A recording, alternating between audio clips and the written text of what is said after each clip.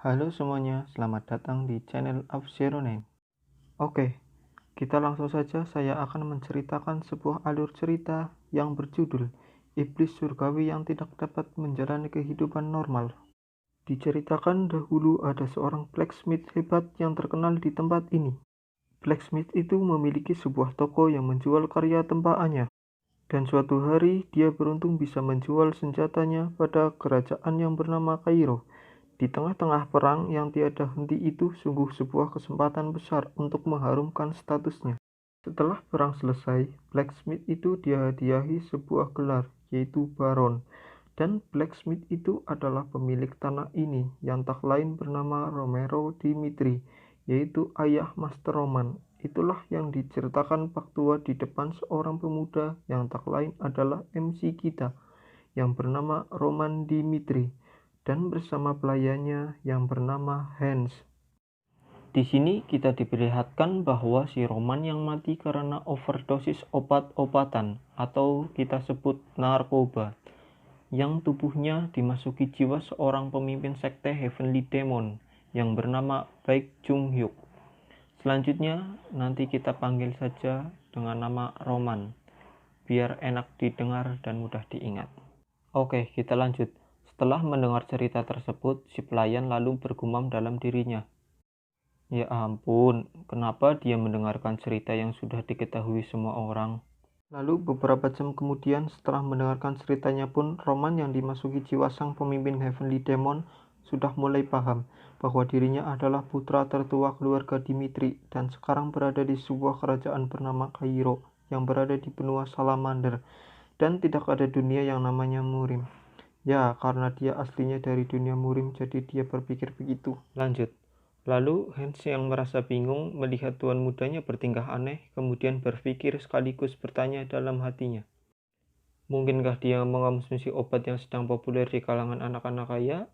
Dengan hati yang bertanya-tanya pun, dia sendiri menjawab, ya, kalau dia sungguh memungkinkan. Apalagi tuan muda tidak seperti saudaranya, dan tuan muda Roman menghabiskan 25 tahunnya di ruangannya. Dan di sini kita dikasih tahu bahwa Roman memiliki julukan, yaitu si bodoh Dimitri. Lalu Hans mengubah topik pembicaraannya dan berkata, Tuan muda, hari ini tunanganmu dari keluarga Lauren datang berkunjung. Dan Hans menceritakan bahwa putri keluarga Lauren menilai tinggi keeleganan dan tata krama, dan menyuruh tuan mudanya untuk bersiap-siap.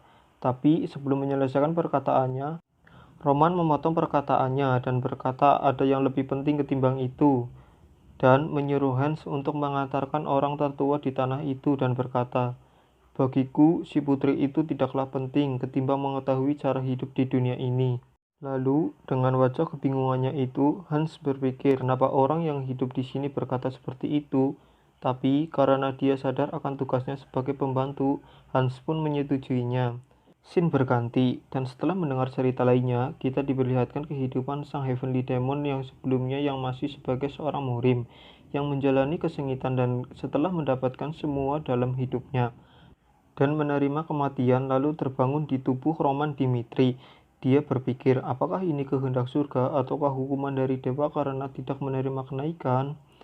Tiba-tiba terdengar sebuah keributan, dan seorang anak sedang dihajar oleh segerombolan geng. Salah satu dari geng tersebut, kita sebut saja si botak, berkata sambil menendang kepala bocah itu, dasar bajingan. Kemudian si pembantu Dimitri tak lain adalah Hans muncul, dan melihat tanda taring di lengan tangan salah seorang anggota geng. Dengan wajah berkeringat, tiba-tiba Roman muncul dan bertanya kepada Hans, ada apa?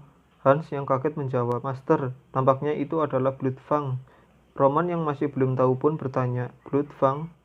Dan Hans menceritakan bahwa bukan hanya di tanah Dimitri saja, tetapi mereka adalah sekelompok rentenir yang bermarkas di wilayah sekitar juga, dan berkata, tampaknya anak itu berhutang sangat besar kepada Bloodfang. Kemudian menyuruh untuk mengabaikannya seolah tidak melihatnya karena berpikir bahwa tidak ada bagus. Sebelum menyelesaikan perkataannya, Roman pergi dan sambil berteriak, hentikan! Seketika itu pun anggota Bloodfang berhenti dan menoleh. Dengan nada merendahkan, si botak berkata, Roman Dimitri. Setelah itu, tiba-tiba mereka semua tertawa berbahak-bahak, sambil mengejek dan berkata ikut campur karena bangsawan, dan mengatakan hentikan. Lalu si botak menyuruh Roman untuk pergi karena katanya itu bukan urusanmu. Hans yang masih di situ masih membujuk tuan mudanya untuk pergi, berkata bahwa Bloodfang itu kejam. Dan seperti sebelumnya, Roman memotong pembicaraannya dan menyuruh Hans untuk diam, dan mengatakan bahwa dirinya masih belum seutuhnya memahami hukum di tempat itu, dan menyuruh Hans menjelaskannya, dan bertanya, siapa yang melanggar hukum di sini, dan seperti apa hukumannya? Dengan wajah kagetnya, Hans lalu terdiam dan akhirnya menjelaskannya. Setelah menjelaskannya, Hans berkata bahwa kejahatannya itu harus dibayar dengan nyawa dan tidak aneh jika dihukum mati. Setelah itu, Roman mendekati para anggota Bloodfang dan mengambil sebuah ranting dan berkata, "Aku, putra tertua dari Lord Romero Dimitri, akan menghukum kalian semua." Tapi si botak dengan sikap yang masih meremehkan berkata bahwa Roman, seorang bangsawan yang tidak mengetahui cara kerja dunia, telah membuatnya kesal karena berbicara pada orang yang memiliki tato taring. Ya, maksudnya bahwa yang memiliki tato taring dalam tanda kutip itu Bloodfang, itu harus dihormati. Atau ya bisa bahwa dialah penguasanya gitu. Lanjut, tapi Roman mengatakan, ya karena itulah, dan mengecek kalau Bloodfang itu sekumpulan sampah dan karena berani berbicara pada penguasa tanah. Kemudian Roman menyerang mereka dan mereka balik menyerang, tapi naasnya si botak terkena serangannya dan cerot. Darahnya pun muncrat dari lehernya dan akhirnya tumbang. Temannya pun kaget dan berteriak, "Bajingan!" dan menyerangnya. Tapi dengan mudahnya Roman menghindarinya dan menendang kakinya lalu menusuk dadanya. Hans yang melihat aksi tuan mudanya lalu kaget serasa tidak percaya.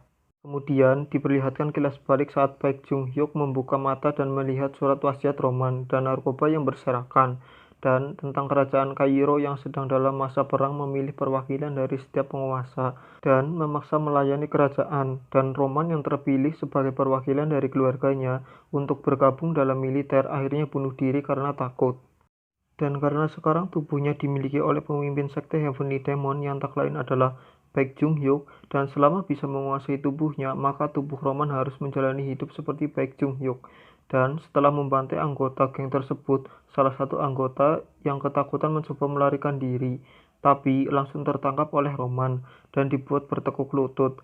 Dan untuk menjadi contoh, Roman berkata, meski tidak mencabut nyawanya, tapi harus membayar atas kata-kata kasarnya. Lalu pria tersebut sambil melotot kesakitan dan cerot, darah keluar setelah lidahnya terpotong. Kemudian Roman berkata, "Namaku Roman Dimitri. Kalau ada di antara kalian yang tidak senang dengan hukumanku pada mereka, datanglah dan temui aku kapanpun. Aku akan menunggunya." Chapter 1 pun selesai. Terima kasih sudah menonton dan mendengarkannya. Maaf apabila kata-kata dan bahasanya yang masih belepotan. Dan jika menyukai video ini, boleh di-like. Jangan lupa komen dan subscribe-nya. Sampai jumpa di chapter selanjutnya. Salam dunia komik.